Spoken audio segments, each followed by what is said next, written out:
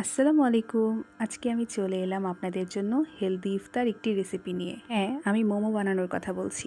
বাসায় থাকা মাত্র কয়েকটি উপাদান দিয়ে তৈরি করতে পারবেন এই ভেজিটেবল চিকেন মোমো। চলুন দেরি না করে শুরু করা যাক। একটি প্লেটে গাজর, ব্রোকলি, ফুলকপি একসাথে আমি গ্রেট করে নিয়েছি। তার সাথে দিয়ে দিব পেঁয়াজ কুচি। তারপর এখানে মুরগির একটি ব্রেস্ট পিস আমি চাকুর সাহায্যে কিমা করে নিয়েছি। তারপর এখানে অ্যাড করে দিব একে একে একটু গোলমরিচের গুঁড়া, রসুনের গুঁড়া, একটু দিব অরিগ্যানোর গুঁড়া, তারপর দিব একটু পার্সলে গুঁড়া, দিয়ে দিব 1 টেবিল চামচ সয়া সস, 1 চামচ ম্যাগি সস, 1 চামচ টমেটো সস ও 1 চামচ রান্নার তেল।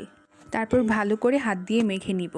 মাখাতে মাখাতে মনে হলো আমি আদা রসুন বাটা দিতে ভুলে গিয়েছি। তারপরে আমি 1 টেবিল চামচ আদা রসুন বাটা দিয়ে আবার ভালো করে মাখিয়ে নেব। মাখানো হয়ে গেলে একটা বক্সে রেস্টে রেখে দিব 30 মিনিটের জন্য। 30 মিনিট হয়ে গেলে আমি মোমোগুলো এখন বানিয়ে নিব। এখানে আমি নিয়ে নিয়েছি মোমো শিট। এই মোমো শিটগুলো যে কোনো সুপার শপে এখন পাওয়া যায়।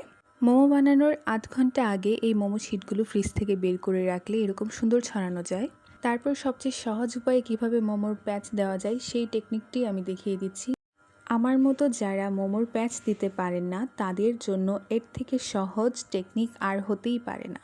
প্রথমে একটি শিট নিয়ে তার মধ্যে পুর দিয়ে শিটের চারদিকে পানি বা তেল দিয়ে এরকমভাবে পুলি পিঠার মতো ভাঁজ করে নিব। তারপর চারদিকে এরকম কভার করে দিব যেন কোনো দিকে ফাঁকা না থাকে। 2 কোণাকে একসাথে করে দিলেই কি সুন্দর হয়ে গেল আমাদের মোমো। তারপর আমি বাকি মোমোগুলো অফ ক্যামেরায় বানিয়ে নিয়েছি। দেখতে যেমনই হোক, খেতে মজা হলেই চলে। এখন মোমোগুলো স্টিম করার পালা। যেহেতু আমার কাছে মোমো স্টিমার নেই, তাই আমি এইভাবে মোমোগুলো স্টিম করে থাকি। একটি ঢাকনাসহ ফ্রাই প্যানে তার মধ্যে আমি হাফ কাপ পানি দিয়ে নিয়েছি। পানিটা একটু গরম হয়ে আসলে তারপর আমি এক এক করে মোমোগুলো ছেড়ে দিব। সবগুলো মোমো দেওয়া হয়ে গেলে ঢাকনা দিয়ে ঢেকে রেখে দিব 20 মিনিটের জন্য। সেই ক্ষেত্রে চুলার আঁচটা মিডিয়াম টু লো হিটে থাকবে।